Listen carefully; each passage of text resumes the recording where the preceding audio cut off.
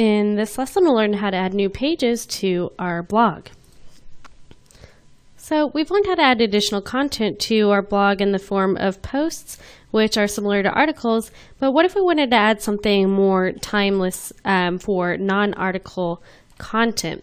Well, that's where pages come into our site. So to see what I mean here, let's come and preview our blog to take a look at that difference. So I'm going to hover over site title and click on it to take us to our preview. And by default, you can see it takes us to our home page, which is basically a feed of our most recent articles we've added to our blog in the form of posts. So this is an example of one page. So we have posts inside of our home page, but there's also another page added there for us, our About page. And if we click to visit this, you can see there aren't any posts here, there aren't any articles, so it's a little bit different in that a page holds more timeless, non-article style content. So if we want to add additional things similar to this, maybe we wanted a contact page, then we would add that in the form of a page in our dashboard. And in addition to creating our page, it's going to add a permanent link in our navigation, so it's more readily accessible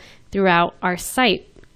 So I want to edit this About page to be about our blog instead of this kind of static example content they add in there. And one quick, easy way to get there is to come over here to our global options under our site's name, and then come to the second option to edit, which is going to take us directly to the page where we can edit our About page. And if you look over here in our dashboard, you can see our Pages section is highlighted and we're editing a page inside of all of our pages. So our content is inside of the editor here that we saw on that page, and I just want to replace this with something, a little blurb I wrote to explain the purpose or kind of theme of our blog. So I'm going to go ahead and paste this in here, and you can see once again the formatting can be kind of funky when you paste content in, so I'm going to uncheck this bulleted list to just make sure it's displaying as a paragraph. And the other thing I want to change here is I want to change that default title to be about Wondercrest, because it might be kind of confusing. They might think it's about the person who's writing the article itself, but it's more about the goal of the blog. So I just want to make that a little bit more apparent there. And other than that, you can see the editor here is pretty similar to how you add posts to your blog. We have the little publish section, the ability to view likes and shares, writing helper, things like that. The main difference here is we also have the section called page attributes where we can set a template. By default, it'll have the default template selected, which is where we have our content in the main area of our page, and then we have a little sidebar with whatever widgets we've added to our layout. So if you don't want that sidebar displaying on a specific page, we also have the option to remove that and just display this as full width, which I want to leave our widgets there. That way people can jump to our most recent articles and things like that. And other than that, I'm just going to click to preview this, which is always a good habit to get into. And you can see our heading has been updated, and the navigation has not yet been updated, but it'll update that when we publish this page. And I think we're good to go here. So I'm going to go over here to our edit and go ahead and update to publish these changes. So now when I refresh this, once this loads, you can see the navigation has indeed been updated to just whatever we gave as the title of our page. And I just want one more thing here.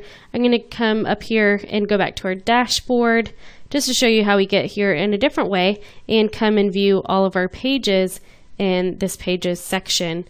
And I have a draft saved here, which I want to come here and hover over the title to edit it, so we can go ahead and add this to our page as well. And what this is just a place, I called it adventure quests. That way, kind of make it fun. Maybe people can suggest or vote on places for our blogger to go next.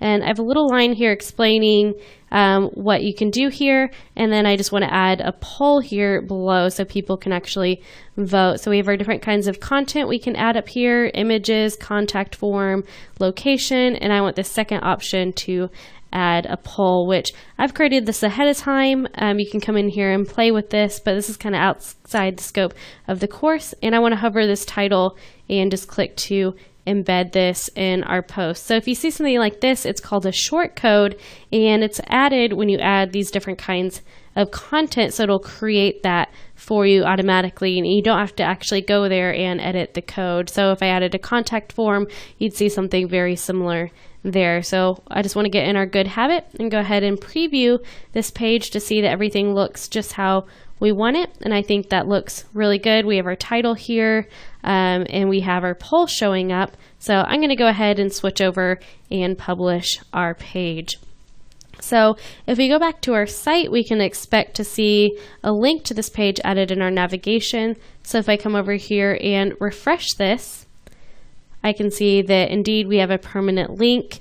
And how cool is it that we can add additional pages to our blog like this? It's pretty much like building your own little blog website inside of WordPress. And as I'm going through here, I kind of think I would like this About page to be our home page rather than just our feed of articles. Although there's nothing wrong with that, I think this would be better to orient people and maybe interest them in clicking around more throughout our blog. So in our next lesson, we're going to learn how to change the home page or the landing page.